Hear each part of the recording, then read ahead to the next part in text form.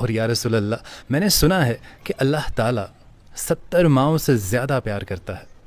اے اللہ کے نبی، جب اللہ تعالیٰ 70 ماؤں سے زیادہ پیار کرتا ہے تو اللہ تعالیٰ ہم کو کس طرح سے جہنم میں جانے دے گا؟ دوستو، حدیث پاک کے الفاظ ہیں کہ اس عورت کی اس بات کو سن کر ہمارے نبی کریم صلی اللہ علیہ وسلم اتنا روئے کہ انہوں نے اپنا سر جھکا لیا۔